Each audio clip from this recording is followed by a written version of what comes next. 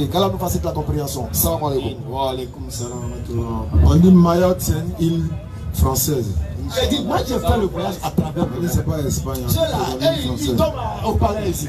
Il y a tout dans le monde. Voilà, Espagne. Mettez le cœur, mettez le cœur, mettez le cœur. La vidéo est signalée, hein, c'est comme ça. Qu'Allah facilite. Amen. Inch'Allah, pour la première question, le frère Roger est venu poser sa question. Le frère Roger.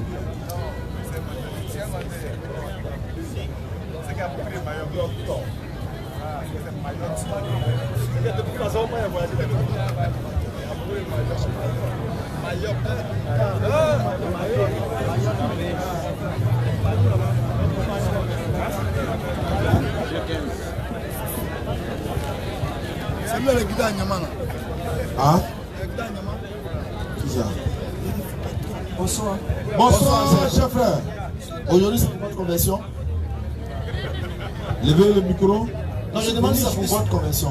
Non, je suis venu parce que la fois passée, tu as dit quelque chose. Ah, c'est pas du parler d'Apocalypse Tu là. as dit quelque chose, ça m'a été choqué. Qui? Toi. Tu as dit. Les 24 vieillards. Ah, le livre d'Apocalypse. Ah, d'accord. Moi, oui, c'est moi, je suis là, il y a pas loin de temps. C'est avec la bonne langue. Les 24 vieillards. Tu as dit, c'est le rêve que j'ai en fait. D'accord? C'est ce que tu as dit. Oui, allons-y. D'abord, avant de poser la question, dans le frère qui a dit, on parle de Dieu le Père, Dieu le Fils, Dieu le Saint-Esprit. Je ne sais pas où ça existe. Et c'est des risques que tu le fais. Moi, je ne sais pas. J'ai pas compris. Vous avez dit que j'ai dit que. Il y a Dieu le Père, Dieu le Fils et Dieu le Saint-Esprit. C'est ce que les chrétiens disent. Ce n'est pas les chrétiens. Et ils sont quoi? Parce qu'il y a chrétien, puis il y a chrétien. Ah, là, moi, c'est pas seulement les musulmans, ça s'arrête là. Il veut te dire qu'il y a chrétien, puis il y a chrétien. Quelle est la différence entre chrétien et chrétien? Non. Ceux qui mettent les choses en pratique. Quel que, par exemple? Et ceux qui font le contraire sont différents de ceux qui mettent les choses en pratique. Mettre quelle chose en pratique, par exemple? Bon, ok. Mais le catholique ne met pas les choses en pratique. Exemple. C'est pas le fils que vous adorez, l'enfant de maman Marie que vous adorez. Excuse-moi, quand tu dis là, même mouton crie bé, il y a aussi fait bé. Non, c'est pas même bé. C'est pas même bé là, hein? C'est la même chose. C'est pas même, non, c'est pas la même chose. Pour Kabou, c'est même bé. C'est la même chose.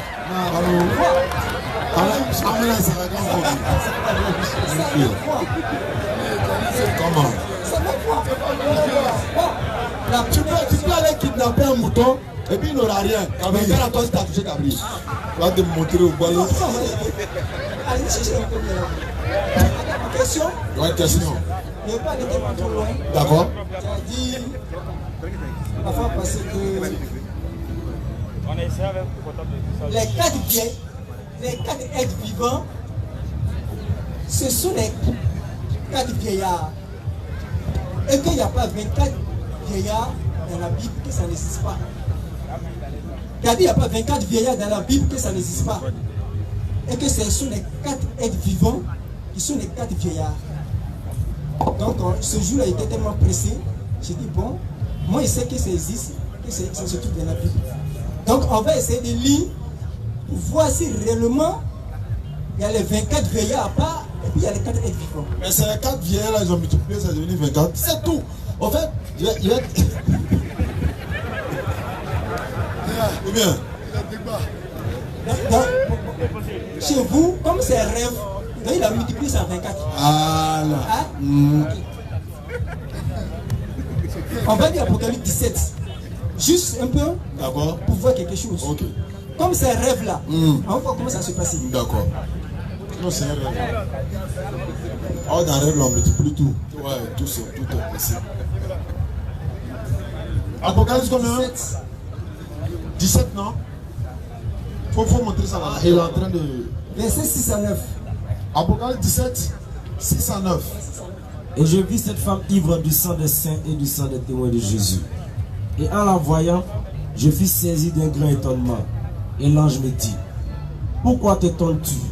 Je te dirai le mystère de la femme et de la bête qui la porte, qui a les 7 têtes et les 10 cornes. Je continue? 609. Ah, 609. La bête que tu as vue était, et elle n'est plus. Elle doit monter de l'abîme et aller à la perdition. Et les habitants de la terre, ceux dont le nom n'a pas été écrit dès la fondation du monde dans le livre de vie, s'étonneront en voyant la bête parce qu'elle était et qu'elle n'est plus et qu'elle reparaîtra. C'est ici l'intelligence qui a de la sagesse.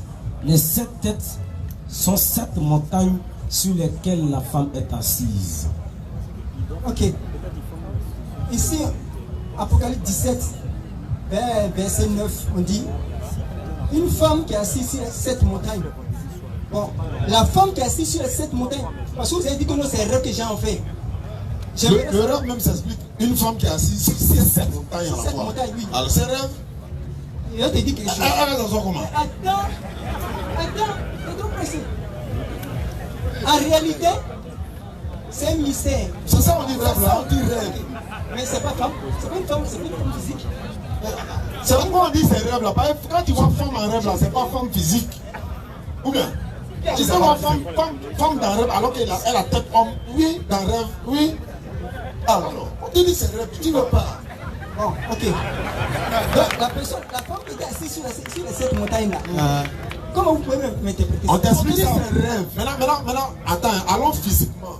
Comment une femme va s'asseoir sur 7 montagnes à la fois physiquement? Explique-moi. Mais explique-moi ce que c'est un rêve qu'on peut voir. C'est une femme, elle est seule et puis elle est sur 7 montagnes à la fois. Est-ce que moi j'ai rêvé? Est-ce que c'est que moi j'ai fait un rêve où il a soulevé Abidjan?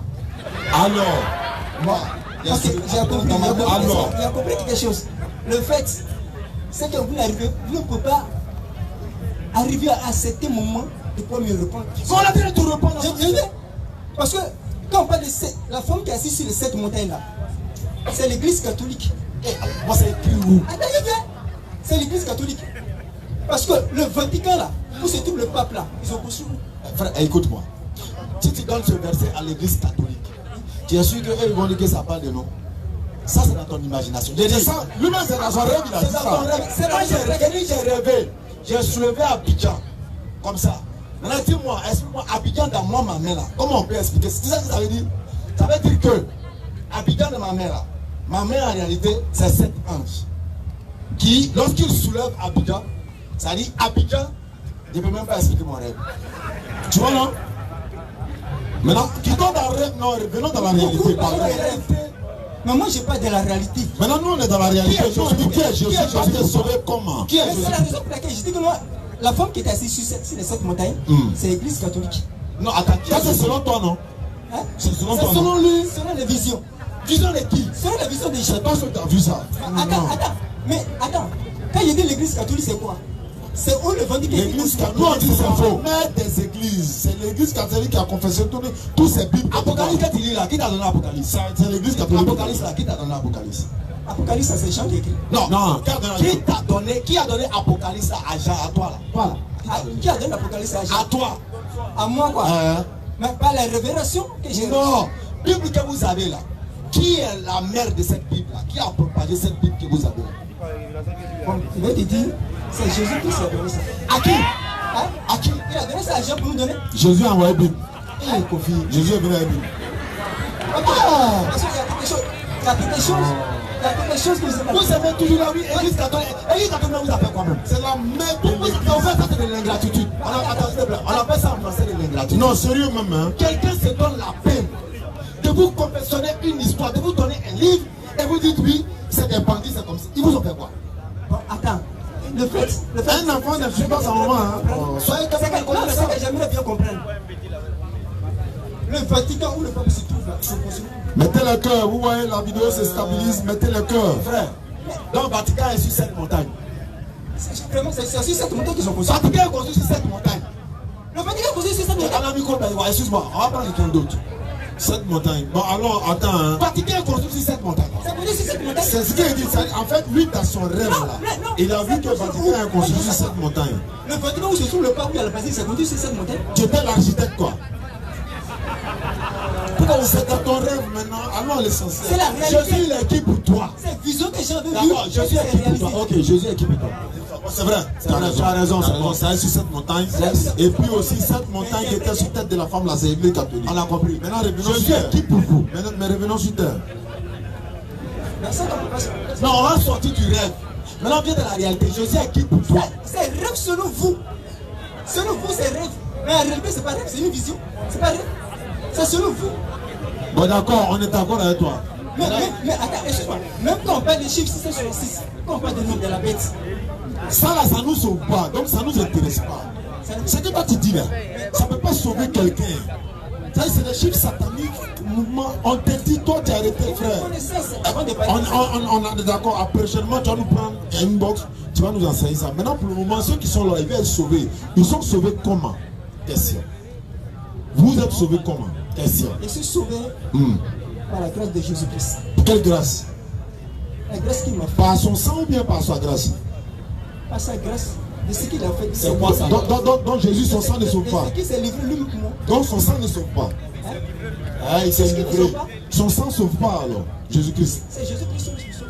Est-ce que son sang sauve? Sauve comment? Son sang. Oui. Son sang sauve. Donc il faut prendre la mort de Jésus pour être sauvé. Il faut te sauver, il peut sauver. Non, c'est pas ce qu'il a dit. On n'a plus d'arrêt dans la réalité. Mais attends, vous connaissez Jésus-Christ là. Donc toi tu es en train de parler là. Oui. Il dit qu'il est la parole. Donc pour le La parole de qui? Il est la parole de qui? Hein? Il a la parole lui-même. Hein? C'est lui qui a la parole. Il n'est pas la parole de Dieu. Hein? S'il aimerait bien comprendre, c'est que quand vous lisez dans la Bible, et puis il dit Père, et puis on dit Fils. Est-ce que nous on a touché ça? Quand il dit Père, il dit Fils, ça veut dire que non, il y a un Dieu en haut, et puis il y a le Fils en bas. C'est comme ça. Donc c'est selon vous. En rêve c'est comme ça, mais dans la réalité il y a un Dieu en haut et puis le Fils en bas. Attends, mais quand il dit Fils, ça veut dire quoi? Fils veut dire serviteur. Selon toi, Fils veut dire quoi? Fils veut dire Saint-Esprit. Subhanallah. C'est la signification de Dieu. Parce qu'il est venu sur trois noms. Donc il est venu à quelqu'un Fils de Dieu. C'est que non, le nom sur le Saint-Esprit, par nous sur le Fils de Dieu. C'est ce que vous avez dit. Attends, donc Fils veut dire Saint-Esprit. Fils veut dire Saint-Esprit. Ça veut dire Saint-Esprit. Est-ce que Adam est fils de Dieu? C'est différent. Pourquoi? Est-ce que Adam il est fils de Dieu selon la Bible? Le Fils de Dieu, quand attends, il va t'expliquer. Il va répondre à ta question. Mais quand tu dis le Fils de Dieu, moi je peux dire je suis Fils de Dieu. Dans quel sens? Attends, parce que je lui appartiens. Tu lui appartiens, non? Je crois à sa parole. Maintenant, Jésus-Christ appartient à qui? Jésus-Christ appartient à lui-même. Pourquoi? Je vais dire pourquoi. Parce que selon vous, quand je dis lui-même, ça veut dire quoi? Quand je vais parler de Jésus, là, quand je vais parler de Jésus, je dis Jésus n'est pas Dieu. Il faut bien écouter. Hein? Tu dis quoi? Jésus n'est pas Dieu. Ok. Écoute bien. D'accord. Mais quand il met Jésus-Christ. Position. Pourquoi tu as fait ça même? 11-3. Pourquoi tu as dit ce que tu as dit? 11-3. Ce que tu as dit. Jésus-Christ est Dieu. Ah, donc Jésus n'est pas Dieu. Jésus, fils de Marie, n'est pas Dieu. Mais c'est Jésus-Christ. Il est devenu Christ pour qu'il soit Dieu. Ah, il est devenu Dieu. Ah, mais il faut comprendre. Quand il est devenu Dieu. Ok. À quel moment? Ça veut dire quoi? Qu'est-ce que veut dire par là? Non, il veut dire quoi? Il était fils de Marie. Ok. Il n'était pas Dieu. Il n'était pas Dieu. Il avait un corps différent des autres corps. Mais il n'était pas Dieu à ce Il moment. fallait que Dieu vienne habiter en lui. Là, il est devenu maintenant Dieu. Justement, c'est la plénitude. Ah, donc s'il te plaît, pourquoi on va comprendre. Donc il est devenu Dieu, cela n'était pas Dieu. Non, j'étais très clair dans ce que j'ai dit. Je sais, je n'ai pas en disant que Jésus, le fils de Marie qui marchait, il n'était pas Dieu. Il fallait attendre un moment. Non, je sais. Pour qu'ils soient loin. Ok. Donc il est devenu Dieu. Cela n'était pas Dieu. Quand je veux dire là, c'est que je sais que le dire là, c'est bien interprété. Mais quand il est devenu, en fait, c'est que moi je veux dire, quand il marchait là, c'était qui? Qui marchait? Celui qui marchait là. C'était Dieu ou bien Jésus-Christ? C'était Jésus qui marchait. C'était Jésus, non? Est-ce qu'à ce moment il était Dieu? Quand il marchait, est-ce qu'il était Dieu? Oui, il mangeait, oui, il jouait, il était Dieu. Je vais répondre. D'accord. Quand il marchait là, et puis il mangeait là. Est-ce qu'il était Dieu? D'accord. J'ai dit Jésus même, quand il marchait là, il n'était pas Dieu. Quand il mangeait, il n'était pas Dieu. Il n'était pas Dieu. Pourquoi? Attends, je viens. Explique-toi. Pourquoi? Allez-y. On va apprendre. Pour qu'il devienne la plénitude de Dieu, il fallait qu'ils soient loin. Par qui? Par qui? Je viens. Mais tu n'arrives pas. Allons-y. Pour qu'ils soient loin, c'est quoi? Non, t'écoutes. Pour qu'ils soient loin, c'est quoi? Il fallait que c'est un corps simple qui était en train de marcher. D'accord. Dieu était là. Dieu était où? Je viens. Dieu était là. Dieu était dans l'univers. Dieu était dans l'univers. D'accord. On ne peut pas le voir. Ok, on ne peut pas le toucher. D'accord. On ne peut rien faire avec Écoutez-le, s'il vous plaît. On ne peut pas le voir. D'accord. On ne peut pas le toucher. On ne peut pas, ok. Mais comme il veut venir habiter parmi son peuple, il fallait qu'il vienne dans un corps humain. Ah, ok. Il fallait qu'il vienne dans un corps humain. Alors, à ce moment-là, il est venu dans le corps de Jésus. Donc lui et Jésus n'étaient pas un. Ça veut dire que, non, écoute-moi, il veut comprendre. Donc Jésus et Dieu n'étaient pas un. C'est ça? Jésus et Dieu là n'étaient pas un. Quand Marie l'a mis au monde, ils n'étaient pas un. C'est un corps vide qui marchait. Ah, ok. J'espère que vous l'avez entendu. Ok.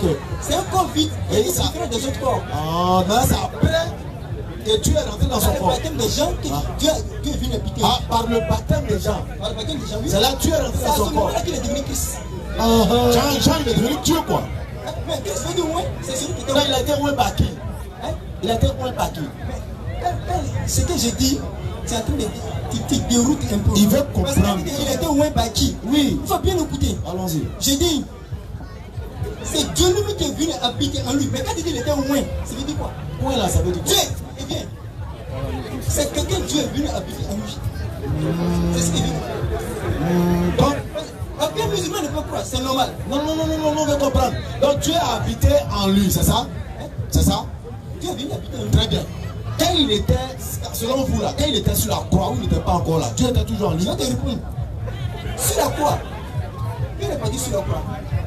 Quand il criait Père, Christ est sorti en lui. Non. Christ est péché. Christ est péché. Ah, tu viens mettre le gars à la croix et tu te fous du Dieu dans son corps. Pourquoi Christ fait ça maintenant? Il m'a posé la question qu'il a dit. Je lui ai dit, Jésus marchait. D'accord. Il fallait que le Christ vienne en nous. Il fallait qu'il soit au moins. Oui, c'est quoi? C'est Dieu habité dans un corps. Là, on a compris. Mais il est sur la croix. Il est Jésus avec un Christ sur la croix, non? Donc lui, il ne sait pas où. Il sait pas où. Donc attends, s'il te plaît. Donc c'est pas Dieu qui est mort sur la croix. C'est pas Dieu qui est mort sur la croix. Ah! Qui ça? Qui est mort? Donc qui est mort sur la croix là? C'est Jésus, mec, c'est Jésus qui est mort sur la croix. Wow. Donc qui est venu nous sauver? Non, qui est venu nous sauver? Dieu ou bien Jésus? Mais c'est ce qu'il veut expliquer. Je dis très bien dans ce qu'il explique. Je dis Dieu était en Jésus. Maintenant quand on parle de Dieu, Dieu sur la croix, Dieu qui est en Dieu, il a peur de nous sauver. Qui est mort pour vous sauver? Dieu ou bien Jésus? Tu as pas quoi? Il faut le savoir. Qui est mort pour vous sauver? Il dit c'est Jésus qui est mort. Mais qui devait venir mourir pour vous sauver? Pour croire, il fallait croire au sacrifice qui était fait. Non. Selon la Bible, qui devait prendre le corps pour mourir pour vous sauver? C'était qui? C'était Jésus. C'est pas Dieu, hein? Donc c'est pas Dieu qui devait prendre le corps pour mourir pour vous? Ah mais, selon vous, quand tu parles de Dieu, c'est comme si, comme certaines personnes, comme ils disent souvent, micro. Micro. Mais non, c'est Jésus-Christ, c'est Dieu qui est mort sur le corps. Non, Dieu ne peut pas mourir. Ah, alhamdoulilah. Dieu ne peut pas mourir. Non, on n'a jamais dit ça, on n'a jamais dit ça. Hein? Non, ils ne savent pas. Non, vous me référez. Vous êtes en train de prendre des références sur certaines choses en disant que on dit Dieu est mort. Parce que l'autre il a dit tout à l'heure, Dieu le Père, Dieu le Fils, Dieu le Saint-Esprit. Donc Dieu ne peut pas mourir. Dieu le Père n'existe pas. Non, donc Dieu ne peut pas mourir. Dieu le Saint-Esprit n'existe pas. Qu'est-ce qui existe? Qui existe? Non, qui existe? Ce qui est juste, ce qui existe, c'est Jésus-Christ. Non, mais Dieu ne meurt pas. Dieu est véritable. Même quand vous dites Dieu là, Dieu même là c'est quoi? Dieu, c'est un sujet Non, ça c'est pour on se comprend. Mais sinon, on dit Allah. Si on dit Allah, peut-être que tu vas créer polémique. Non, on t'accompagne dans Dieu. Sinon, on sait ça. Sinon, Dieu, il l'a frappé dans la Bible. Hein? Peut-être que. Tu sais que Dieu, il l'a frappé dans la Bible, non? Non, attends, s'il te plaît. S'il te plaît, faut pas mélanger ces choses. Mais c'est que tu as mis. Tu vois, on est quitté dans le rêve, on est venu dans la réalité. Je ne suis pas obligé d'accepter le produit. Maintenant, frère, s'il te plaît. S'il te plaît. Est-ce que Jésus-Christ a été chicoté? Jésus-Christ a été chicoté. Oui. Est-ce qu'il a été battu avant d'aller à la croix? La personne qu'on a battue avant d'aller à la croix, c'est Jésus, on a battu. Est-ce que Dieu était dans son corps? Non, il disait Jésus l'a battu. Non, je sais. Qui peut toucher? Non, je vais juste savoir si Dieu était dans son corps à ce moment-là. Mais même si Dieu était dans son corps, non, je vais juste savoir. Toucher. Non, je vais savoir. Est-ce que Dieu était dans son corps à ce moment-là? Bon, à ce moment, Dieu était dans son corps, oui. Donc, pendant qu'on frappait Jésus, on ne peut pas le frapper. Écoute-moi, pendant qu'on frappait Jésus, mon frère, attends, il y a t'expliquer quelque chose. Je peux rentrer dans une voiture. Cette voiture m'appartient. D'accord. Cette voiture m'appartient.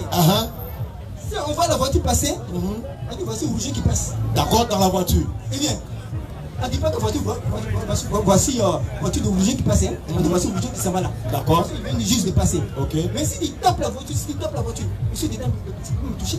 D'accord. C'est pas me toucher. Mais néanmoins, tu es dans la voiture. À l'intérieur de la voiture, il y a quelqu'un qui est dans la voiture. D'accord. N'est-ce pas? À l'intérieur de Jésus, il y a Dieu. Donc pendant qu'on frappait Jésus, Dieu lui donnait tranquille. Dieu il est au volant, on ne peut pas le toucher. Mais il fallait accomplir cette mission. Maintenant quand on l'a mis sur le poteau, Dieu a gagné temps. Dieu est sauté nous. Ok. C'était très clair. Merci beaucoup. Merci beaucoup. Donc nous on peut venir le chien. Si vous voulez, il est propre. C'est très propre. Très propre. Tu as dit la vérité. il peut le perdre. Il y a plusieurs questions. Je suis très vous avez d'autres questions encore. Parce qu'on va prendre quelqu'un d'autre. Ou bien vous avez d'autres questions? Ouais, vas-y, une question, Inch'Allah. On va laisser Apocalypse. Maintenant dans la réalité. J'espère que tout le monde a compris. Non, ils ont compris. Vous avez pris note, tout ça, alhamdulillah. Non, c'est bon. C'est très bon. On vous donne l'occasion de vous expliquer. D'accord. Il y a un frère musulman qui dit souvent que il parle de consolateur. Dans la Bible, Jésus a dit que le consolateur va venir. Exact. L'esprit de vérité. C'est ça. Et que ce Tenez bien le consolateur, c'est Mahomet. Non, c'est pas Mahomet. C'est pas Mahomet. Hein? C'est pas Mahomet. C'est ce qu'ils disent. Non, c'est pas vrai. Là, il même se débat. Non, c'est pas Mahomet, c'est Mohammed.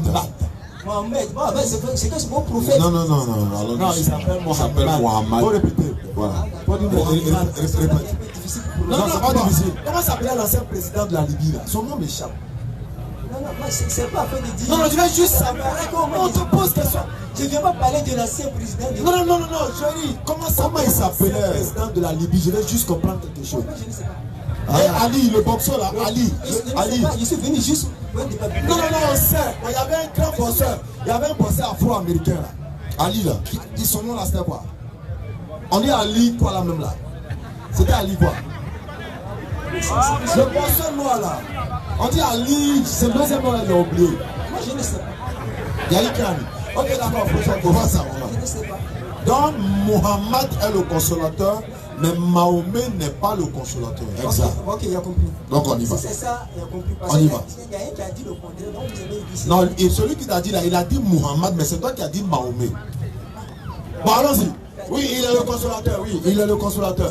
Là, il est le consolateur, allons-y. Donc, comme on dit c'est pas lui, il n'y a pas de problème. Il n'y a pas de problème. On dit, Bon, écoute, j'ai déjà fini. frère, C'est que il est le consolateur. Tu ne peux pas entendre. Mohammed est le consolateur. Mahomet n'est pas le consolateur. Maintenant, nous, on te dit c'est Mohammed qui est le consolateur. Demande-nous, laisse le frère qui a dit Mahomet là. Il faut le laisser. Nous, on te confirme, on te regarde droit dans les yeux. Et puis, on dit c'est lui, selon la Bible. Là, tu dis quoi? Ok, si c'est réellement lui, oui, comme vous êtes en train de dire, j'aimerais qu'on lit juste ce passage-là un peu. Allons-y. Parce que j'ai vu que ça se trouve. Jean 16. Non, il fallait prendre Jean 14. Jean 14. Jean 14, 24. 25 à 6. Ok. Allons-y. Préparez-vous pour la question. Demain, Inch'Allah, on sera à William Ponty. Hein? Voilà, vous êtes tous invités. Venez remplir la salle. Si vous ne venez pas vite, c'est fermé. Hein? À partir de 14h. De 14h jusqu'à 16h, conférence ça va se savoir. Donc, on dit en même temps, tous ceux qui prennent la nuit comme un prétexte, non, comme il fait nuit, on ne peut pas venir au palais. Demain, c'est dans la journée. Donc, les chauves-souris sautées.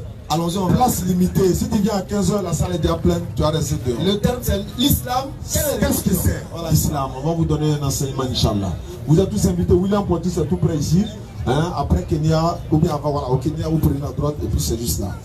Voilà. Demain, 14h, Inch'Allah. Oui. Lecture. Mais le consolateur, l'Esprit Saint, que le Père enverra en mon nom, vous enseignera toutes choses et vous rappellera tout ce que je vous ai dit. On vous écoute? Jean 14. Oui, on est dans Jean 14. C'est ce qu'il a lu. Jean 14, verset 25 à 26. Je vous ai dit ces choses pendant que je demeure avec vous. Mais le consolateur, l'Esprit Saint que le Père enverra en mon nom, vous enseignera toutes choses et vous rappellera tout ce que je vous ai dit. Oui, il a lu. Allons-y, il a lu. Donc, si elle me bien comprendre, c'est Mohammed. C'est lui. Oui, c'est lui. C'est lui. À vous de dire c'est faux. Hein? Là, on commence le show. Faut dire c'est faux, c'est pas lui. Moi, il sait que c'est le Saint-Esprit. Non, on dit que c'est le Saint-Esprit. Maintenant, on dit c'est Mohamed. Parce que tous les programmes sont Saint-Esprit. J'ai fini. D'accord. En plus, on ne peut pas se comprendre. J'ai fini. Non, on peut se comprendre. Juste. Ok. Juste, ne dis pas. Hein. Allons-y. Expliquez-moi juste, comme vous comprenez mieux la Bible. Inch'Allah. Proverbe 30, verset 18 à 19. Proverbe 30, verset 18 à 19. Il y a 3 choses qui sont au-dessus de ma portée. Même 4 que je ne peux comprendre.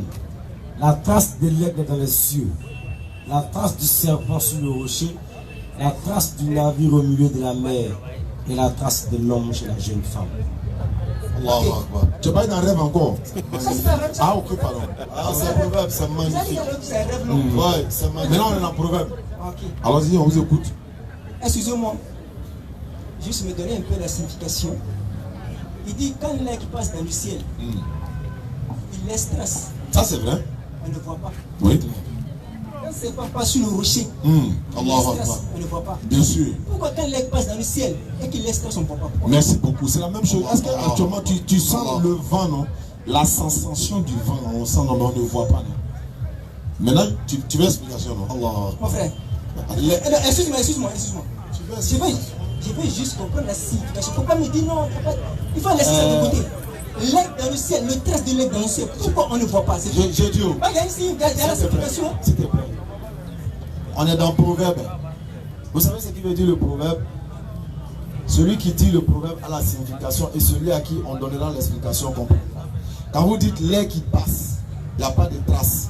C'est des choses qui ne sont pas visibles. Seul l'Éternel sait. Le serpent qui passe sur une montagne qui est dure, qui n'a pas de sable, c'est logique qu'on ne voit pas la trace. Les choses qui sont invisibles ne sont vues que par l'Éternel et sa science.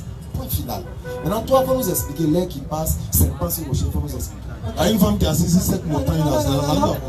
Qui sait? Donc, il faut expliquer ça. Bien. J'ai compris quelque chose. C'est que moi, je vais stopper de micro. Voilà, tu n'as pas la réponse. Tu ne peux pas expliquer. Voilà. Non, parce qu'à chaque moment, quand on essaie d'expliquer quelque chose, ce n'est pas la même chose pour vous. Vous n'êtes pas d'accord. Mais tu n'as même pas expliqué. Je viens. Depuis là, tu n'es pas encore arrivé.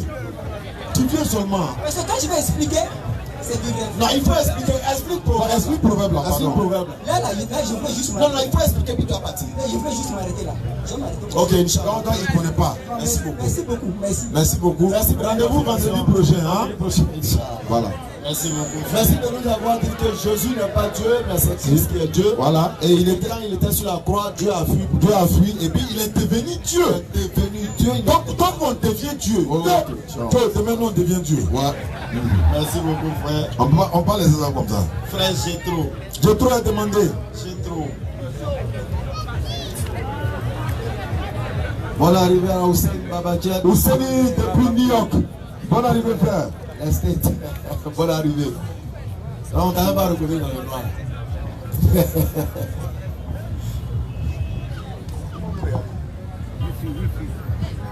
Wi-Fi.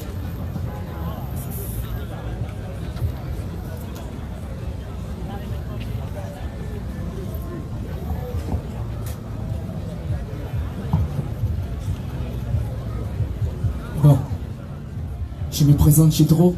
Oui. J'aimerais ouvrir au moins mon esprit Inch'Allah. sur la compréhension de vos propos qui vont sortir en vous aujourd'hui. Inch'Allah. Quel était juste le premier miracle de votre prophète, le messager? Quel était son premier miracle? Puisque, bon, c'était un messager. Il a reçu l'onction, la puissance de Dieu, de Allah. Mais quel était son premier miracle? Moi, je suis chrétien évangélique. Ce qui m'a conduit à cette religion, lorsque je médite un peu la Bible, c'est la résurrection du Christ. C'est ce qui m'a poussé à me convertir au christianisme. C'est sa résurrection. C'est ce qui m'a poussé. D'accord. Ce qui veut dire que sinon on réussit à te démontrer que ça n'a pas eu lieu. Ok, ça vient mon frère. Okay. Je viens. Allez, pas à pas. Inch'Allah. C'est ce qui m'a poussé, la résurrection. Comment quelqu'un dit c'est pas le Fils de Dieu. Comment quelqu'un dit c'est un humain. Et il meurt. Il ressuscite. C'est ce qui m'a poussé. Et la science démontre. Les gens sont allés en Israël. Parce que l'histoire s'est passée en Israël. La science a démontré cela. Les hommes physiques ont démontré cela. Et c'est ce qui m'a poussé. Maintenant, moi, je vais demander encore. Est-ce qu'en l'islam, est-ce qu'on guérit? On peut répondre. Est-ce qu'en l'islam, on guérit? Bon, actuellement, j'ai une palpitation de cœur. Ça fait plus de 17 ans. Je suis allé partout, mais ça ne va pas. Je vais dire à l'homme de Dieu. Est-ce qu'en l'islam, on guérit? Parce que j'ai vu des musulmans qui sont convertis, qui ont fait 20 ans dans l'islam, qui sont passés partout, même les imams.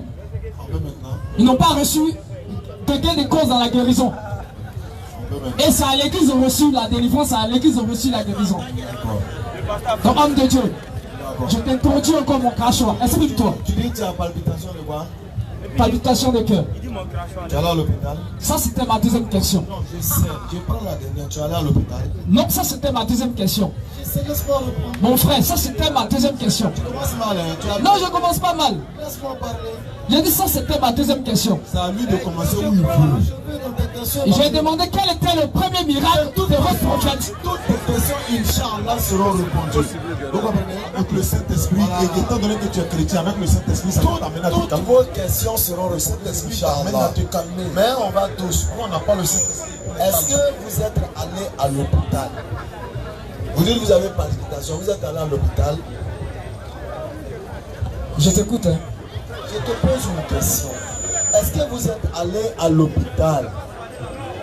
Donc moi j'ai demandé quelque chose. Donc votre Dieu n'a pas la capacité de guérir. Donc moi j'ai demandé, est-ce que votre Dieu n'a pas la capacité de guérir? J'ai dit mon frère, est-ce que votre Dieu n'a pas la capacité de guérir? On n'est pas à l'église. Non, c'est pas vrai de l'église. Est-ce que tu peux te calmer? C'est pas le fait de Pierre d'entrer. Allons doucement. Oh, est-ce que tu peux te calmer un peu? J'ai l'impression que tu as peur de la vérité. Quelqu'un vient quelque part dans un forum et tu poses une question, tu veux comprendre. Viens. Doucement. Faut te calmer. Faut te calmer. Tu dis c'est la mort et la résurrection de Jésus. Faut te calmer. Tu auras le micro. Nous on va te donner ça, c'est pour toi. Mais il faut te calmer d'abord. Regarde, il faut te calmer. Ça c'est quand il finit poser des questions là, faut pas non, il a peur de la vérité en fait. Quand un malade bouge comme ça à l'hôpital, le médecin vient te piquer, il va te faire l'injection, tu bouges, tu vas te blesser. Là, tu es à l'hôpital, il faut rester à l'hôpital, tu restes tranquille, on va faire l'injection. Il faut rester tranquille, tu vas prendre le micro, on va te calmer, s'il te plaît. Oui.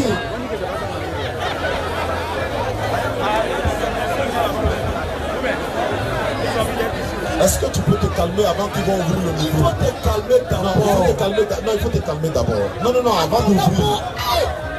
Ouais. Tu as quel esprit c'est toi? Il faut te calmer. Ok.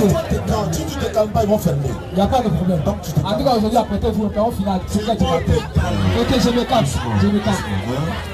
Ok, je me calme. C'est pas, on n'est pas on lui dit comme ça que le prophète, votre prophète, je ne sais pas si c'est le prophète Mohammed, mais le prophète. Il n'est pas normal. J'ai l'impression qu'il n'est pas. Merci beaucoup. Bien. Il faut laisser, c'est pas grave. S'il vous plaît, c'est pas grave.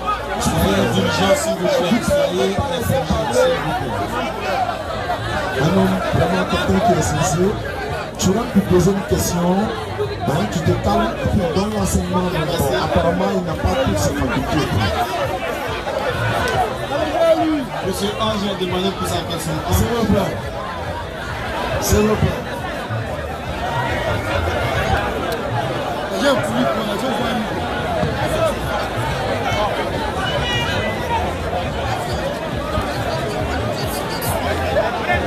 Nos frères, quand les frères chrétiens viennent, ils sont bien calmes, on est chacun, mais tu veux te donner l'hôpital.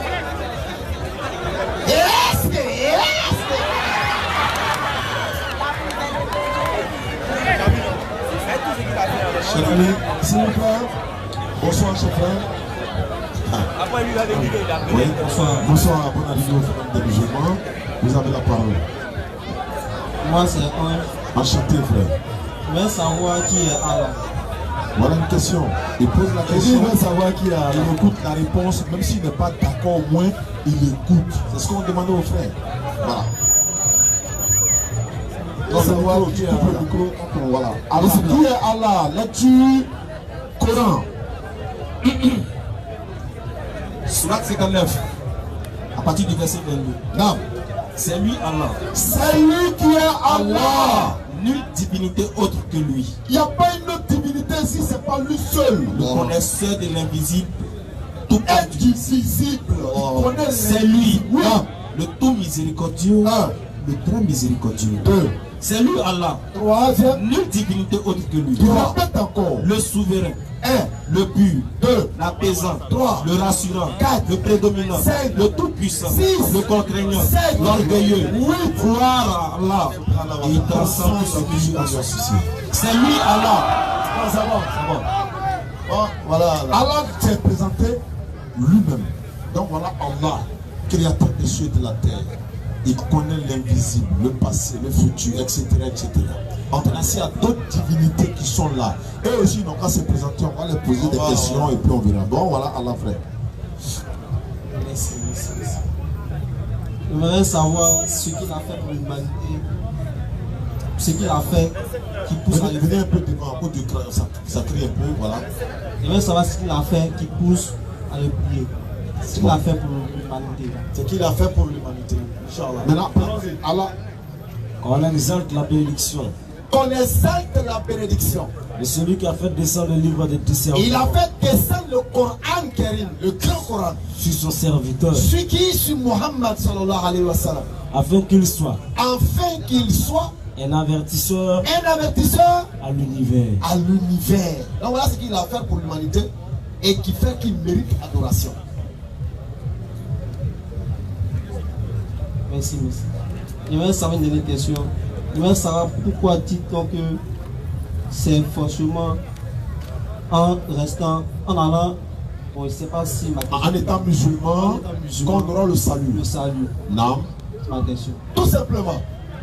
Parce que être musulman, suivez l'enseignement, s'il vous plaît, être soumis, d'accord, à la volonté, oui, d'un Dieu unique, sans associé, sans égal, et sans pareil et sans image, horizontalement et verticalement.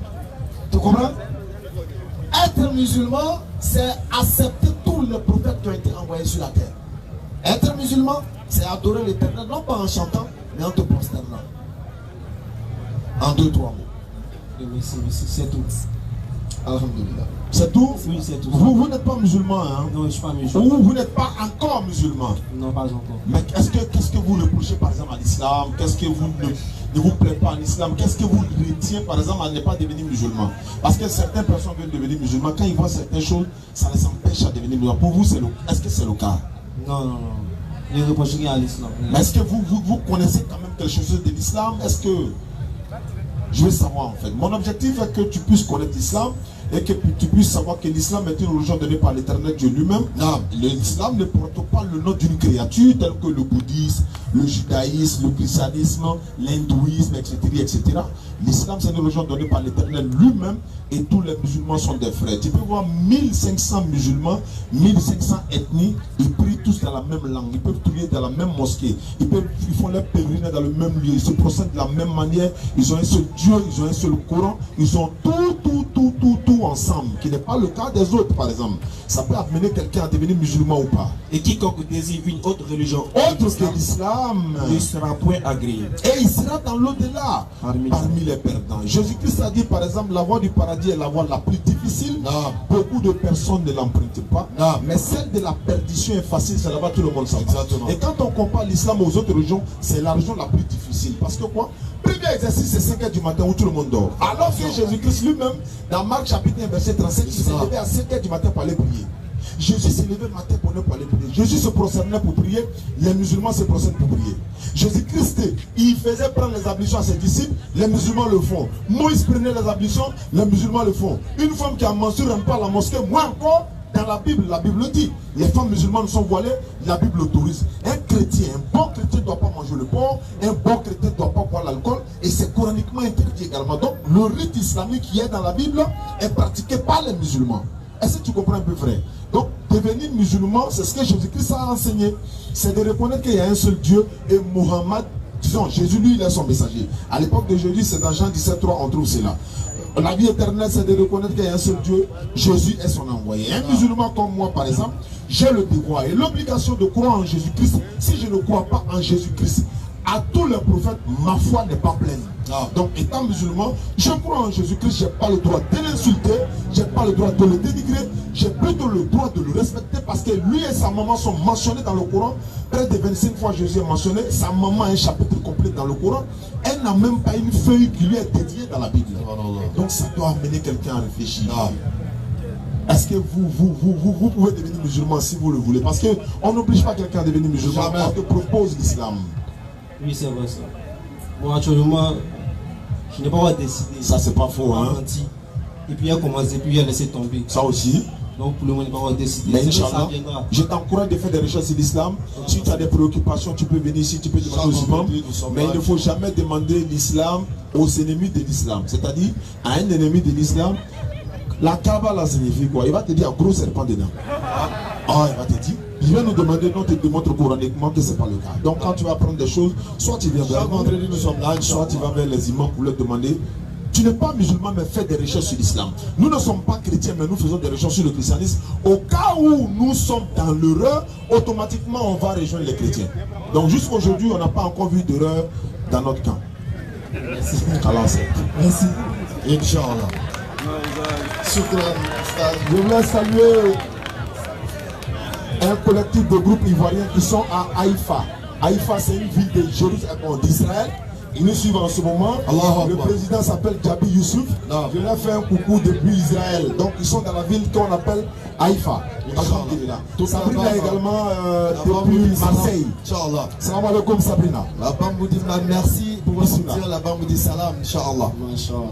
Monsieur Estras est demandé. Estras bénit l'éternel. On a le prophète aujourd'hui. C'est pas faux, hein? Oui, Néhémie chapitre 8, verset 4 à 6. Non. Bon, Estras n'est pas là. Ah, ok. C'est Ouzeï. Estras, c'est Ouzeï.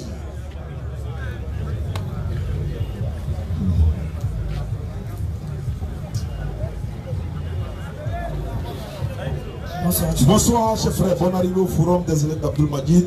Tu as la parole. Au fait, je suis pas là pour une débat. D'accord. Je vais expliquer. Inch'Allah. Pourquoi est-ce que donc. Bon, ma première question d'abord. Le créateur de l'univers, c'est Dieu, n'est-ce pas? C'est Allah. C'est Dieu. Allah, c'est Dieu, c'est ça? Dieu, c'est pas Allah, c'est Allah de Dieu. Pour un musulman, le créateur des cieux et des cieux de la terre, c'est Allah pour le musulman. Voilà. Maintenant, Allah, il a travaillé. C'est lui qui a créé le monde, n'est-ce pas? Exact. Il a travaillé pendant combien de jours pour créer le ciel et la terre? Il dit qu'il a créé le ciel et la terre en 6 jours. 6 jours. Et il s'est établi sur le trône d'Istawa. Le 7e jour, non? Non, il ne s'est pas reposé. Il s'est reposé au 7e jour. Allah se repose. C'est nous, on se repose. Il était au garage de Dougouro, on s'est reposé. Alors lui, on se repose. Pourtant, dans la Bible, on dit Dieu a travaillé pendant 6 jours. 6 jours, il allait dormir un peu de plus. Normalement, le 7e jour, c'est le dimanche. Il allait dormir. Le dimanche, non, c'est pas parce qu'il allait dormir. Il s'est reposé. C'est reposé, c'est le dimanche qu'on va à l'église. On va aux églises d'abord pour prier. Mais est-ce que c'est que ça, c'est faux? Allez-y. Allez-y. Pourquoi est-ce que non, c'est le vendredi, le 5e jour, la semaine, c'est ça, non? Pourquoi si c'est le vendredi que vous allez à la mosquée, non, pas le dimanche? Parce que c'est ce que Allah il a recommandé pour nous. Pour les juifs, samedi. Et puis les chrétiens, ils ont choisi dimanche. Et puis, c'est pas les vendredis seulement qu'on va à la mosquée, c'est tous les jours. Quand c'est jour de fête. C'est tous les jours. Tous les jours, on a prié à la mosquée. Tous les jours, le musulman va à la mosquée. Il n'attend pas un seul jour pour aller à la mosquée. Non. Mais vendredi est un grand jour de prière. L'un des grands jours de prière. Voilà, du jour de rassemblement et tout ça. Le monde a été créé un vendredi, le monde finirait un vendredi. Même la Bible ne peut pas te dire ça. Non. Donc, vas-y. J'ai l'impression que souvent quand vous parlez, j'ai l'impression que souvent vous dénigrez certaines religions, comme vous dites que non. Parce que quand vous posez des questions, vous posez d'autres questions dans la Bible. Bien sûr. Voilà. Mais pourquoi sinon vous voulez forcément que les gens deviennent des musulmans et non d'autres religions? Tu as raison. D'abord, dénigrer c'est trop fort. Parce que nous ne dénigrons pas. Jamais on le fera. Nous essayons dans la mesure de notre possibilité de ressortir ce que peut-être vous ne savez pas. Tu comprends? Et vous avez demandé pourquoi les gens doivent devenir, pourquoi amener les gens à devenir musulmans, c'est ça? Au lieu que nous devions chrétiens. Voilà. Tout simplement parce que on a fouillé dans la Bible et on continue de fouiller dans le Coran. On continue de fouiller. On s'est rendu compte que être musulman est la meilleure chose qui puisse arriver à un être humain. Pourquoi? Parce qu'en ce moment, il va suivre la trace des prophètes. Parce que tous les prophètes étaient soumis à l'éternel des musulmans. Donc, devenir musulman, c'est suivre la trace de tous les prophètes. Mais être chrétien est une action ignorée de tous les prophètes, bibliquement parlant. Aucun prophète n'a entendu parler du christianisme. Aucun prophète n'a entendu parler du judaïsme. Mais ils savent ce qu'ils savent que se soumettre. Tu viens de dire que non, aucun prophète n'a entendu parler du christianisme. C'est ça, non? Donc, conclusion, c'est parce que non, la religion ne fait pas de Dieu, c'est ça. Comment? La religion ne fait pas de Dieu. Si, la religion vient de Dieu. Non. C'est le christianisme qui ne vient pas de Dieu. Sinon, la religion vient de Dieu. Religion, c'est la connexion. Comment l'Éternel peut créer l'homme sans lui montrer comment l'homme doit se connecter à lui? C'est ça qu'on appelle la religion. Il dit, homme, pour te connecter à moi, il faut te soumettre à ma volonté. Musulman. Le chaos. Ok. Il ne veut pas trop.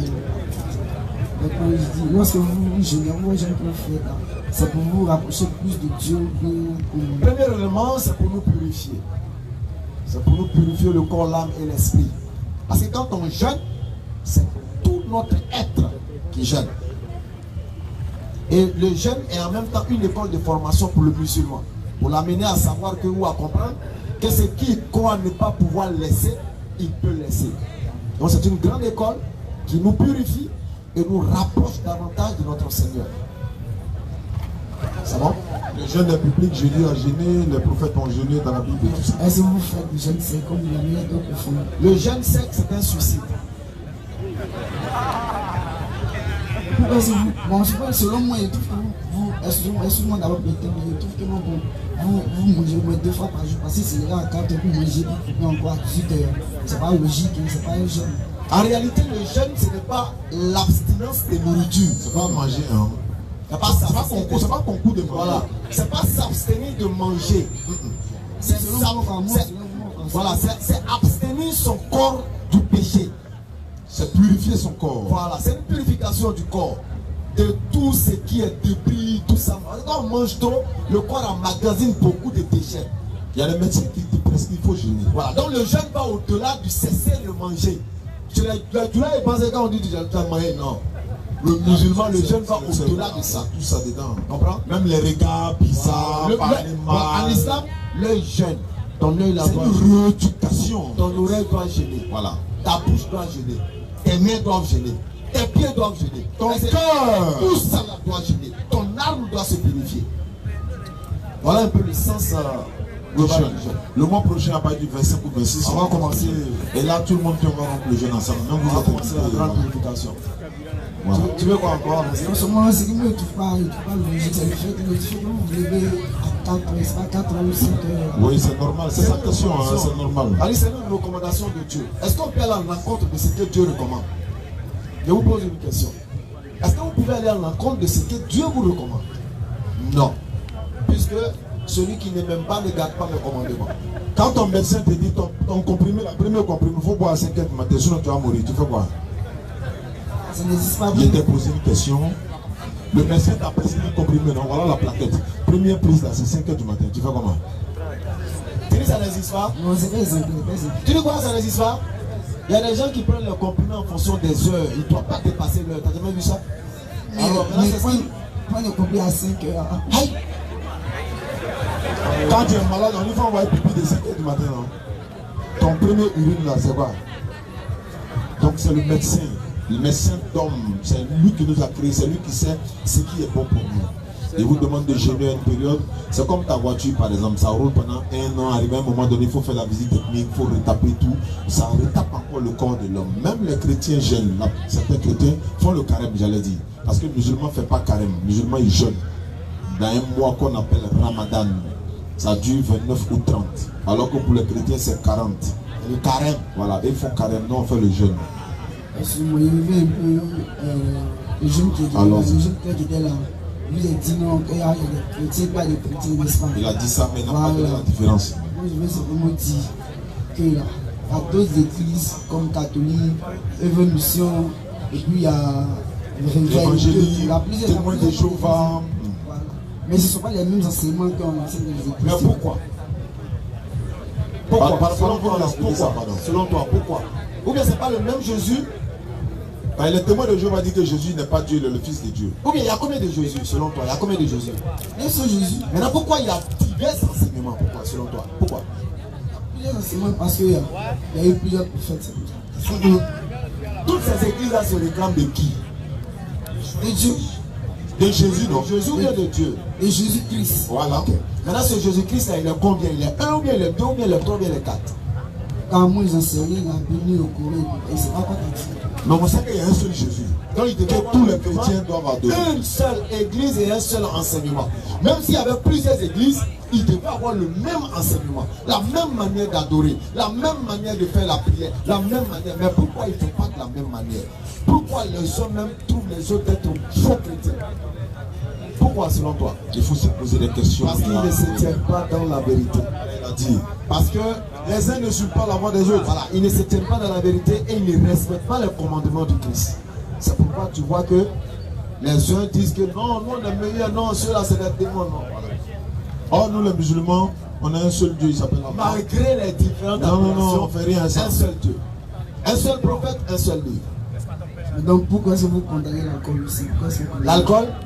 Ah d'accord, dis-moi. Quels sont les, selon toi, selon toi, quels sont les bienfaits de Koutoukou dans le corps de quelqu'un?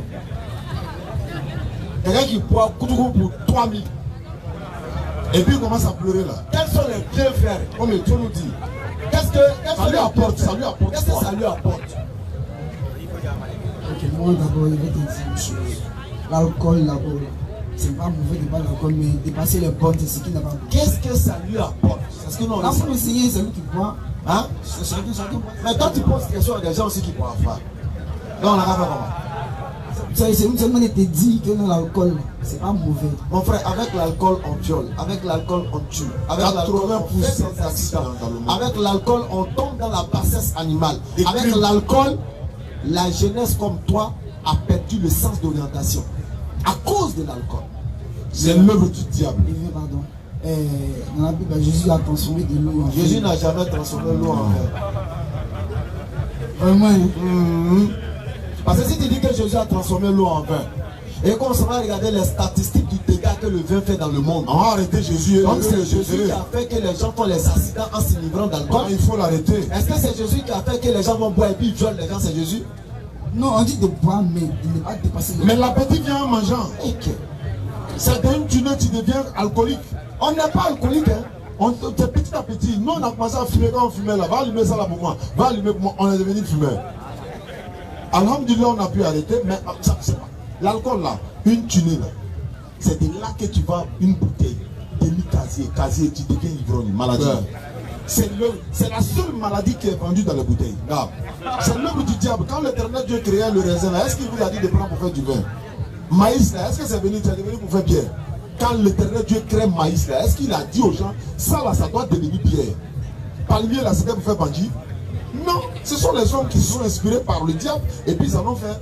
Non. Donc c'est l'œuvre du diable.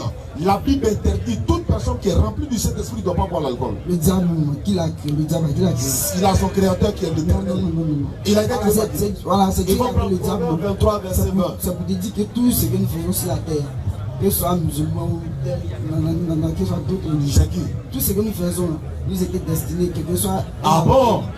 D'accord. Si et bien tout ce qui est chiffre, c'est mon destin. C'est Dieu qui a voulu. Il ne va pas m'en vouloir pour ça. C'est moi qui a. C'est le destin, non? Maintenant, si par exemple, tu es à la maison, il y a électricité chez toi à la maison, tu prends ton doigt, tu mets dans la prise, en sachant bien que tu risques de mourir. C'est ton destin. Non, prends le micro. Non, attends, c'est ton destin, tu racontes quoi? Tu dis si c'est des juifs, c'est ton destin. Non, c'est ton destin. On dit quoi? On dit de partir. D'accord? Bon, on va avancer. Il y a d'autres questions aussi. Il n'y a pas de questions. C'est une chose. Alors, on va écouter Proverbe 23, verset 20. D'abord. Ne sois pas parmi les buveurs de vin, parmi ceux qui font excès de viande. Car l'ivrogne et celui qui se livre à des excès s'appauvrissent et s'assoupissent, fait porter des ayons. Tu as entendu? Ne sois pas parmi les buveurs de vin. Hein? Il n'y a pas de bien dedans. Le seul bien qu'on pourrait dire, c'est l'argent que le vendeur gagne. C'est tout. Sinon, toi, tu bois, il n'y a pas bien dedans. Après, tu es dans le caniveau, ton propre argent t'amène dans le caniveau. Tu dis, tu vois que la bouteille l'oriente comme ça. Viens ici, viens là-bas, retourne-toi. Hein, tu vois, M. Koulibaly, il marche tout. On le filme, on le met sur Facebook, il dit c'est pas lui. Tu vois, c'est comme ça. Donc, tu es en train de pisser devant tes enfants, ta fille. Évite l'alcool, il n'y a pas de bien dedans. Évite l'alcool. Voilà. Merci beaucoup, frère. Vendredi prochain, Inch'Allah. Demain également, William Ponty, vous êtes tous invités, 14h à 16h. Venez poser des questions sur l'islam. Conférence débat. Merci beaucoup. Monsieur Jean Honoré. Monsieur Jean Honoré.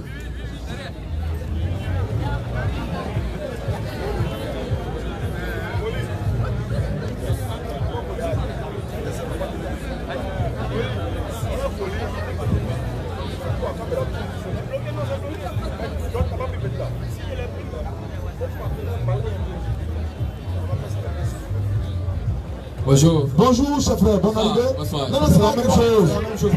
Je peux dire bonjour, parce que c'est normal. Le film commence à 18h30. Voilà, c'est la même chose. De toute façon, il n'y a rien de bon. Pas de problème. Ma préoccupation, c'était de savoir qui est réellement le fils de la promesse. Ismaël à Isaac. Qui t'a envoyé? On nous signale que c'est la dernière question. Nous, on te dit que c'est Ishmaël. D'abord, je ne vais pas le Coran, mais prenez la deuxième sourate, verset 135. Deuxième sourate. Verset 135. Sourate 2, verset 135. C'est ça.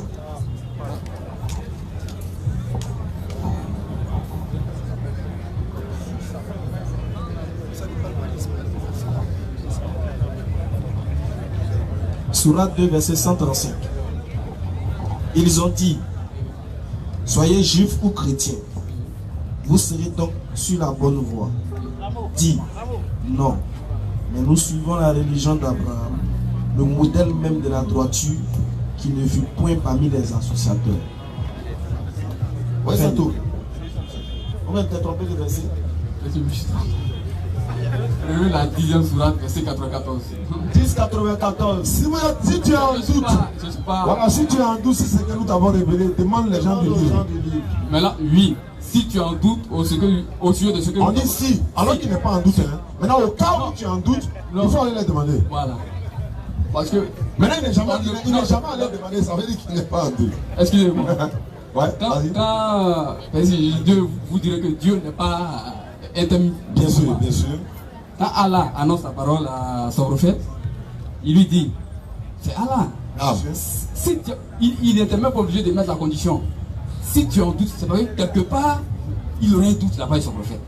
La parole est cette. Quand elle a été annoncée à Moïse a reçu une révélation, il lui avait été dit, Moïse, si tu en doutes, c'est moi qui t'envoie. Déjà, il y a une croyance. Mais avant de continuer, ce que je voulais dire, chaque verset en islam, je ne vais pas l'islam, mais je suis sûr que chaque verset en islam est étayé par les tafsirs. Donc, ce verset-là, j'aimerais que vous l'expliquiez par un tafsir que vous connaissez bien. Une tafsir ou un tafsir. Expliquez-moi ce verset-là. Frère, oui. Si tu es en doute sur ce qui te... Non, prenez les tafsirs, s'il vous plaît. Si tu es en doute, tafsir c'est quoi? Ça se passe ici. Tu sais ce que c'est que le tafsir? C'est l'effort d'explication d'un savant. Voilà. Voilà. Excusez-moi. Parce qu'en islam, permettez, on va avancer. Vous le savez bien. Certains versets qui ont servi d'ambiguïté ont été éclairés par les tafsirs dans l'islam. Moi, je me mets tout sur les tafsirs. On vient de mettre dans le Coran. Tout est expliqué dans le Coran. On peut continuer. Non, on va expliquer à partir du Coran. Bon, pourquoi je vous le dis? Parce que ça peut être interprété à tort et à travers. Or, seulement par les tafsirs, oui, il n'y a pas de problème. Voilà. Donc, simplement, c'est pour vous dire, si vous avez reçu, si vous croyez, si vous avez des doutes, référez-vous à ceux qui ont reçu la parole. Je vous pose une question. En doute sur quoi? Au sujet du livre qui vous a été donné. Le livre a dit quoi? Voilà, je vais prendre le livre maintenant. Prenons. Montre-nous si on en doute sur quoi? Oui, oui. Le livre dit quoi? Concernant l'enfant de la promesse. Machallah. On prend quoi? 37? Attendez, il y a un petit calepin ici. Je sais que ça ne va pas. Regardez mon tremblé un peu. Tellement que voilà. Est installé, donc le djinn accompagnateur est tout troublé. Je vous remercie. M'excusez. Non, vas-y, mets-toi à l'aise. Faut même pas. Faut lui donner de la lumière.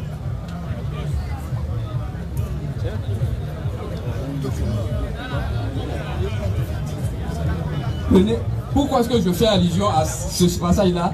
On peut me dire que je l'ai interprété. C'est pour ça que je fais des tafsirs. Vous voyez, selon le Coran pour mieux l'éterner. Puisqu'il n'y a pas de tafsir, donc je peux dire ce que je pense. Voilà. Prenez Genèse chapitre 16, verset 1. Concernant d'abord le statut d'Agar. Parce que je sais que c'est Sarai qui était sa femme. Genèse 1, verset 1. Agar aussi était sa femme. Dans même Genèse 1. Genèse 16, 1. Non, on va aller. Sarai, femme d'Abraham, il n'y a pas de problème. ne lui avait point donné d'enfant. Elle avait une servante égyptienne nommée Agar. Maintenant, regardez. Il n'a qu'à continuer de lire. Oui, continuez. Et Sarai dit à Abraham, voici, l'Éternel m'a rendu stérile. Viens, je t'ai pris vers ma servante. Peut-être aurais-je par elle des enfants. Aurais-je par elle des enfants. Continue. Abraham écouta la voix de Sarai. Oui. Alors Sarai, femme d'Abraham, prie Agar l'égyptienne, sa servante, et la donna pour femme. Pour copine. Pour femme. Ah, donc c'est sa femme. Je suis heureux de ce que vous dites. Ah, mais d'abord. Alors, quelle était la question? Non, la question, c'est de savoir si Sarah, si Agar était réellement la femme d'Abraham. On a déjà le verset qui est là. Et écoutez, lisez, vous verrez. Est-ce que tu es sûr que. Non, achetez. Bon, puisque c'est vous qui détenez la chose. Allez-y, non, nous n'avons pas dictateur. Je vais me soumettre. Non, allez-y. Comme on l'a dit. Rien à voir. Allez-y. On dit qu'il a pris pour donner pour femme. Excusez, montez un peu là. Vous verrez. Vous verrez d'où sort le mot promesse là. On dit Abraham écouta qui? Sarai, sa femme. Il écouta qui? Dieu. Répétez la partie là. Il écouta qui? Et Sarai dit à Abraham, voici. Oui, Abraham écouta la voix de Sarai. De Sarai, il n'écouta pas la voix de Dieu. Parce que la promesse, il avait dit à Abraham que de toi sortiront des nations qui pétront. D'accord. C'est une promesse de Dieu qui a été adressée à Abraham. Mais Abraham n'a pas cru en la promesse de Dieu. Il a désobéi. C'est clair de la part. Il écouta Sarai, sa femme. S'il te plaît, c'est Abraham qui parle. Non, attention, la S'il te plaît, tu dis il a désobéi. Le Coran me dit tous les prophètes ont péché. C'est pas vrai ou faux? C'est pas le Coran. Tu as le verset? C'est désobéissance ici. Il n'y a pas un passage dans le Coran où on dit tous les prophètes. Tu as le verset? Au contraire, le Coran vient laver tous les prophètes des mensonges de la vie. Il ne faut pas dire des choses que tu n'as pas la preuve. Sinon, on te donne l'enseignement. Vendredi prochain, je ferai tout maintenant. Voilà, ça me fait plaisir. Le sujet que tu as développé là, c'est trop lourd. Tu dis Abraham a désobéi. Il a désobéi à la promesse qui lui a été faite. Où? Il avait été dit que de lui sortirait une grande nation. Lorsque vous prenez Genèse 1, Genèse 7, verset 1, il avait pour femme Sarai. L'autre n'était même pas pris en compte lorsque Dieu lui parlait. Ok. Donc pour vous, Abraham a écouté la voix de Sarai. Non, la Bible était claire. Non, s'il te plaît. C'est pas pour moi. S'il te plaît. Il n'y a pas de problème. La Bible là. Oui. Tu sais ce que les rabbins disent sur ce passage là? Oui. Hein? Non. Abraham là. Oui. Sarai parlait. Mais ce n'était pas la voix de Sarai que lui l'entendait. Il entendait la voix de l'Esprit Saint que Dieu avait envoyé, qui parlait au travers de la bouche de Sarai. C'est pourquoi Abraham a obéi selon le rapport des rabbins dans la loi de la Torah. Donc tu dis des choses. Non, moi il va finir. La Bible a aussi son histoire et a son explication. Il faut le savoir, c'est très important. Ok? Abraham est l'ami intime de Dieu. Abraham n'a jamais désobéi à Dieu. Ça n'existe pas dans la Bible. C'est pourquoi quand tu dis qu'Abraham a désobéi, tu dois déjà te repentir. Parce que tu es en train de me dire à Abraham qu'Abraham a désobéi, il est maudit. Attention, non, je n'ai pas dit qu'il est maudit. Quelqu'un qui désobéit, il est comment? Abraham, je n'ai pas dit qu'il est. Non, quelqu'un qui désobéit, là, il n'a. Mais c'est une désobéissance. Non, c'est une désobéissance. Le fait de ne pas. Non, je ne dis pas. Pardon, je m'excuse, je ne dis pas. Mais je dis le seul fait ici de ne pas prendre la promesse qui lui a été donnée. Quelle promesse? Prenons Genèse 15. En Genèse 15, on va de quelle promesse il s'agit? 15:2. Après ces événements, la parole de l'Éternel. Lorsque Abraham va quitter sa patrie de l'adorateur d'idole et tout ça, l'Éternel va parler à Abraham. L'Éternel lui dit, Abraham ne craint point. Abraham, il ne faut pas craindre, tu as quitté ton peuple, il ne faut pas avoir peur. Je suis ton bouclier, ta récompense. Moi, l'Éternel, je suis ton bouclier et ta récompense sera grande parce que tu as démontré ta foi. Abraham répondit, Abraham va répondre à l'Éternel. Seigneur éternel, Seigneur éternel, que me donneras-tu? Dieu me donneras-tu pour hériter de cette grâce spirituelle que tu me donnes? Qu'est-ce que tu vas me donner? Je m'en vais sans enfant. Je m'en vais, je n'ai pas d'héritier pour pouvoir prendre l'héritage spirituel que tu me laisses. Et l'héritier de ma maison, c'est Eliezer de Damas. Que dit l'Éternel? Abraham dit, non. Voici, tu ne m'as pas donné de postérité. D'accord. Et celui qui est né de ma maison sera mon héritier. D'accord. Qu'est-ce que l'Éternel? Alors la parole de l'Éternel fait adresser. L'Éternel va dire à Abraham. Ce n'est pas lui qui sera ton héritier, mais c'est celui qui sortira de tes entrailles qui sera ton héritier. Est-ce qu'Ismaël est sorti des entrailles d'Abraham? Question. Vous dites?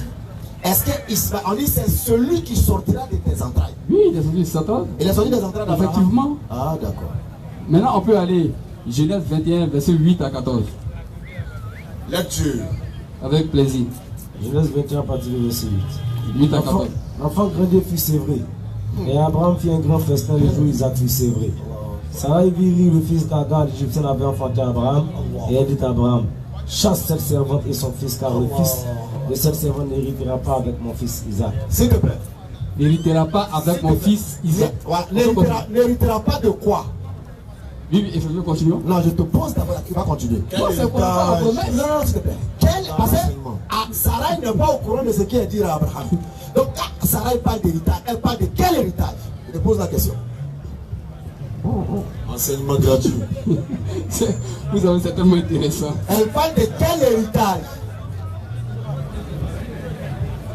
De quel héritage? Oui, Sarah parle de quel héritage? Non. Ça va. Comment on appelle ça? L'héritage, donc, auquel Sarah fait allusion. Mais c'est l'héritage là, c'était peut-être quelque chose matériel ou chose. Attaque! Anti-mensonge. Bam. Non, écoute, l'héritage c'est tout. Je vais te dire une chose. Écoute-moi, je vais te dire une chose. Il va t'enseigner. Je vais te dire une chose. Je vous écoute. L'histoire d'Isaac et Ismaël.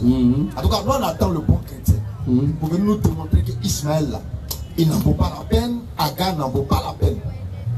Mais là, tu vas comprendre la beauté d'Ismaël d'Agar. Sarah parle de l'héritage matériel. C'est pourquoi lorsque Abraham est mort là, c'est Isaac qui a pris la quasi-totalité de l'héritage physique d'Abraham. Oui. Tu comprends? Oui. Est-ce que tu es d'accord avec ça? Oui. Mais regardez. Lorsque Abraham lui demandait un héritier, c'était par rapport à quel héritage? Je pose maintenant encore. Parce qu'il y a deux demandes d'héritage. Abraham lui demandait l'héritier par rapport à quel héritage? Ça là, c'est questionnaire. Bon, c'est par rapport à une bénédiction que l'Éternel a accordée. Donc, il demandait un héritier par rapport à quoi? Physique ou spirituel? Spirituel? Machallah. Et quel était le contenu de cet héritage spirituel?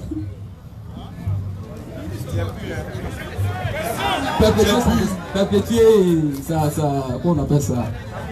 Perpétuer ça? Sa foi? Machallah. Et quelle était l'essence de cette foi? L'adoration d'un être humain comme Dieu ou bien l'adoration d'un être unique, sans semblable, sans imagerie, d'un humain comme Dieu. Alhamdulillah. Allah ilaha illallah. Allahu akbar. La hawla wa la quwwata. Ne sommes pas du côté. D'abord, non, l'histoire d'Abraham ne joue pas avec ça. Non.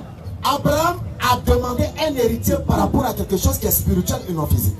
C'est-à-dire l'héritage spirituel basé sur sa foi. Quel était le contenu de cette foi? L'adoration d'un Dieu unique, sans associé et sans égal. Voilà l'héritage spirituel dont Abraham voulait un héritier. Alors, qui va hériter de cela? Dis-moi, s'il te plaît, faut laisser ton cahier de leçons là. Dis-moi, quel est le sens du nom de Ishmaël? Quel est le sens? Que signifie Ishmaël? Ça signifie quoi? Bon, on dit Ishmaël, comment on appelle ça? C'est la racine ou quoi? Elle, ça parle des êtres, je sais pas. Quel est le sens du nom de Ishmaël? Bon, tu connais le mot pour Isaac, non? Je parle de elle en Israël. Quel est le nom de Ishmaël? Avec allusion d'un être spirituel. Tu sais même pas ce que c'est. Voilà, à chaque fois, elle. Donc, quel est le sens du nom d'Ishmaël? Tu vas savoir qui est l'héritier de l'héritage spirituel d'Abraham. Allez, dites-moi. Ah, alhamdulillah. Selon le sens du nom d'Ishmaël, l'Éternel entend, l'Éternel écoute, l'Éternel exauce. Nous sommes dans la spiritualité en outrance. Alors, quand Abraham demande un héritier spirituel, l'enfant qui naît porte même le symbole de cet héritage spirituel. La soumission et l'exaucement des bénédictions au travers d'Ismaël. L'Éternel entend l'Éternel. Mais maintenant, quel est le sens du nom de Isaac? Laissez les choix du sens. On est bien. Non, on lit la Bible. Selon l'encyclopédie catholique, selon l'encyclopédie catholique, quand l'Éternel donne un nom à un être humain, ce nom-là a un impact sur la mission de cet être humain-là. Donc quand on dit Ishmaël, l'Éternel va m'entendre, l'Éternel va m'écouter, l'Éternel va m'exaucer. Ça veut dire qu'il a un problème dans l'héritage spirituel d'Abraham. Quel est le sens du nom d'Isaac? On va pas entrer dans ces livres. On est direct ici. Attends, qui t'a donné non, là, je dis, non, vous n'allez pas passer. Non, je dis, on est clair, on est ici. On a des soutiens. La Bible et le Coran. Maintenant, bon, si vous permettez. D'abord, la mère, je vous parle de la mère de l'enfant de la promesse. Regardez l'attitude de la promesse. Au fait, ce que je veux dire, pour aller droit au but là, pour les chrétiens, c'est Ishmaël qui devait être l'enfant qui devait sacrifier, mais Isaac. Vous n'avez pas fait attention. Au fait, il a posé une question. Quand je vous ai lu, comment on appelle ça? Quand je vous ai lu, à Surat là. C'est laquelle j'ai dit, je ne voulais pas qu'il y ait des divergences. Je suis d'accord. Il fallait user de votre tafsir pour éclairer. Je suis d'accord. Chacun dirait que quel est l'enfant qui devait sacrifier? Isaac pour vous, c'est Isaac, non? Non, c'est pas pour moi, selon la Bible. Selon la Bible, c'est Ishmaël. Isaac. Il dit c'est Ishmaël? Non, montre-moi le passage. Ok. Il n'y a pas de problème. Abraham a eu combien d'enfants? Non, selon la Bible, le passage. Je vais te. Il faut d'abord remonter le mécanisme. Deux enfants, non? Le premier fils d'Abraham s'appelait comment? Ismaël. Comment l'as-tu eu? Tu es sûr que c'est son premier fils qui s'appelle Ismaël? Oui, comment l'as-tu lu? J'ai demandé comment il s'appelle. Non, son premier né c'est Ismaël, pas par... C'est pas mon problème. Le premier enfant d'Abraham. Le premier né s'appelle Ismaël. C'est tout ce qui m'intéresse. C'est tout ce qui m'intéresse. Il a eu un prostitué. Est-ce que c'est pas son enfant? Non, mais c'est son enfant. Donc c'est son enfant. Donc le premier fils d'Abraham c'est Ismaël. Le deuxième c'est qui? Isaac. Ok. Quand l'Éternel lui dit dans Genèse chapitre 22, prends ton fils, ton unique fils. L'unique fils. Quand on dit l'unique, ils sont combien? Seul. Il est seul. Dieu a tant aimé le monde, il a donné son fils unique, afin que quiconque croit en lui ne périsse pas, mais elle a vie éternelle. Le nom de l'enfant est-il mentionné dans Dieu a tant aimé le monde là? Est-ce que le nom de l'enfant unique de Dieu est mentionné là-bas? On dit non, hein? On est d'accord, non? Je suis en train de te donner un enseignement. Il faut bien écouter, reprends la partie là. Le fils unique d'Abraham, c'est Ishmaël. Dieu dit, prends ton fils, ton unique fils. Quand on parle de unique fils d'un enfant là, ils sont combien? Seul. Il est seul. Je te ramène dans Genèse chapitre 16, verset 3. On dit, Jean 16, 3. On dit, Dieu a tant aimé le monde. Jean 3,16. Dieu a tant aimé le monde. Il a donné son fils unique. Le fils unique de Dieu dans Jean 3,16 là. Le nom n'est pas mentionné. Il s'agit de qui? Jésus-Christ. Merci beaucoup. Maintenant, Ishmaël là, dans Genèse 22, on dit prends ton fils, ton unique fils. À partir du moment où on dit ton unique fils là, alors qu'il a combien d'enfants quand on dit unique fils? Un seul. Donc il y a un seul. Le premier enfant d'Abraham c'est qui? Ismaël. Donc le fils unique d'Abraham c'est qui? Je suis étonné. Vous serviez la chose. C'est tellement facile. C'est facile, non? C'est tellement facile. C'est très facile à comprendre quand tu es sincère. Mais je vous ai dit, attention. J'ai pas fini, hein? On vous reconnaît par, comment on appelle ça? Votre manie de prendre la pub. Subhanallah. Là, je dis manie, je vous l'ai pas acheté. Je vais vous amener je vais vous amener. Moi, je te parle de la Bible. Parce que tu es bibliste. Ouais, la Bible, selon la Bible. Je ne crois pas au Coran. Mais si tu permets, l'Éternel Dieu dit, d'abord dans Genèse 21, l'Éternel se souvint de ce qu'il avait promis à Sarah. Et l'Éternel réalisa pour Sarah ce qu'il lui avait promis. Et Sarah conçut Isaac. Dieu a promis Isaac à Sarah. Il a promis Ishmaël à Abraham. Vous savez, c'est intéressant cette partie. Allons-y. Pourquoi est-ce que je l'ai dit? Allons-y. Montre-moi le passage. Mais c'est qu'il a lu dans la Bible. Non. Qui atteste de cette promesse-là faite à Sarah, à Agar. Prenez Genèse 16. Oui, cette promesse a faite à Agar. L'enfant Ishmaël a été promis à Ibrahim, pas à Agar, à Ibrahim lui-même. Non, montre le passage, tu l'as dit. Bon, d'abord, Genèse 15. Ismaël est la réponse d'une bénédiction faite par Abraham. Il dit, je m'en vais sans enfant. Quand il a dit ça, là, et puis Dieu a dit, c'est l'enfant qui va sortir du terrain là. Qui est né? C'est Ismaël. Alors, donc s'il te plaît. D'accord, ok. Genèse chapitre 15, 2, 15, après on va à 16. Doucement. On va tourner. C'est pas vrai. Abraham répond. On lit. Le dialogue encore. Non, c'est clair. Après, c'est vraiment la parole de l'Éternel qui adressée à Abraham dans une vision. Et il dit, Abraham, ne crains point, je suis ton bouclier et ta récompense sera très grande. C'est la tenue. Abraham répondit, Seigneur éternel, qui me donneras-tu? Je m'en vais sans enfant et l'héritier de ma maison et les aides de Damas. Et Abraham dit, voici, tu ne m'as pas donné de postérité et celui qui est né de ma maison sera mon héritier. Alors la parole de l'Éternel fut adressée ainsi. Ce n'est pas lui qui sera ton héritier, pas lui, c'est celui qui sortira de tes enfants. C'est Genèse chapitre 16. Non, continue.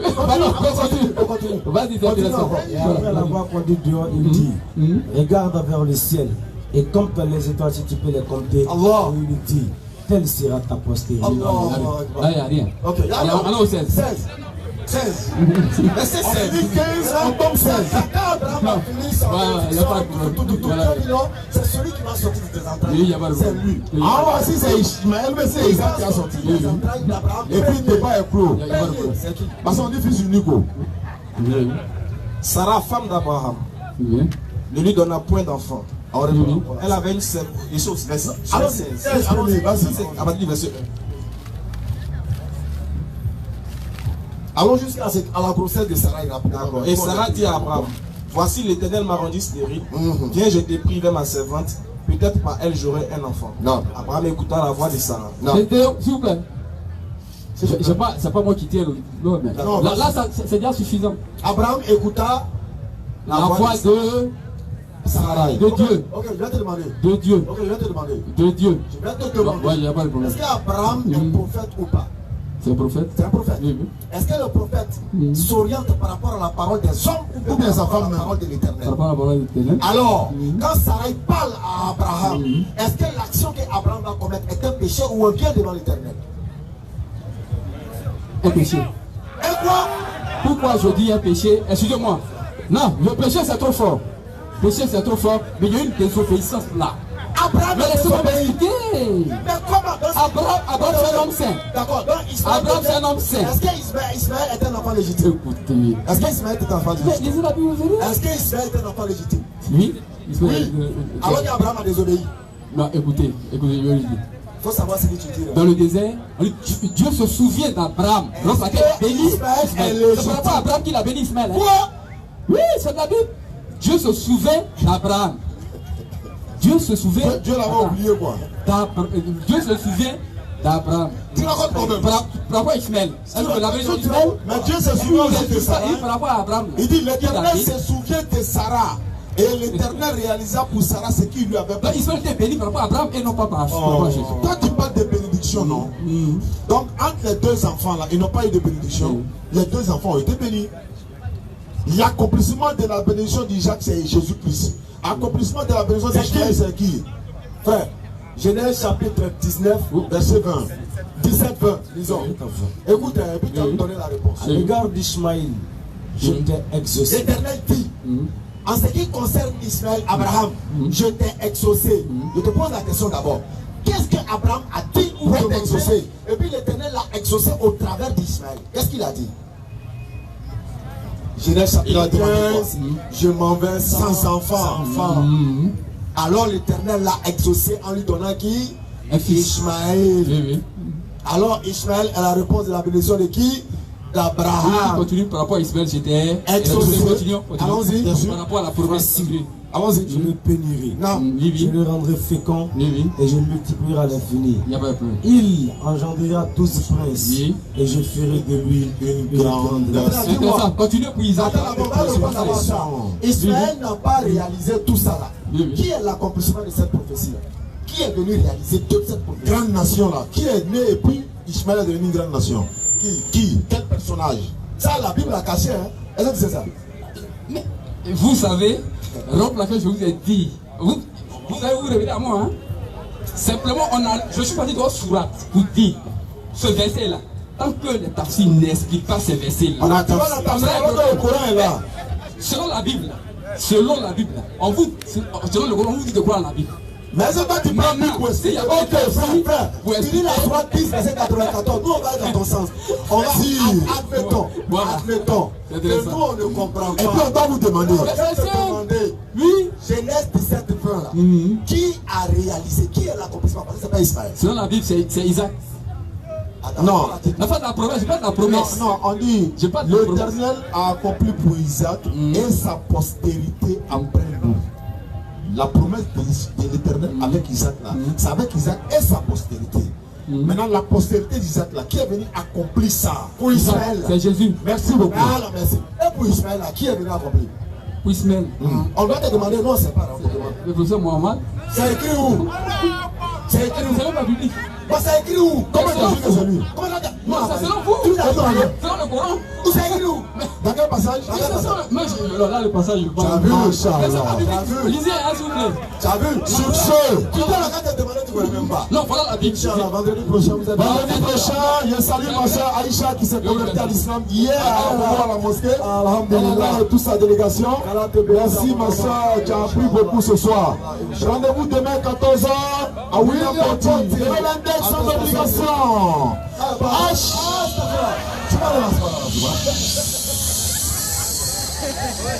On dit que celui qui ne demande pas ne recevra pas. Si tu es dans les besoins que tu ne demandes pas, tu vas voler.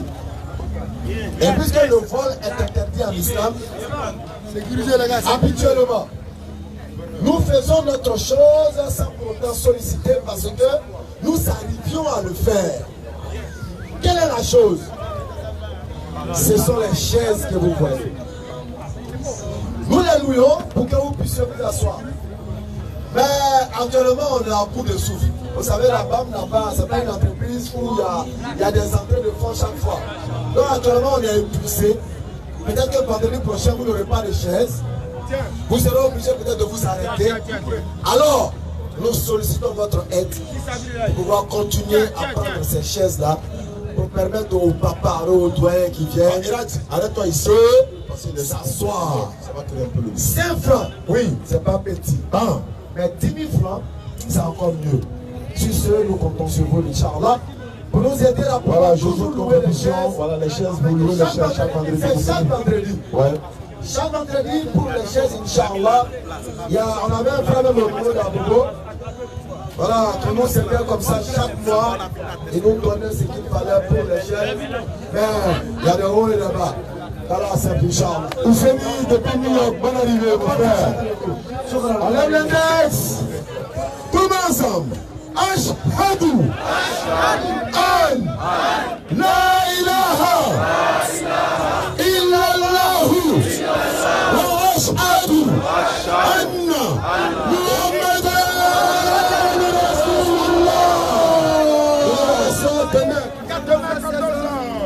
tout.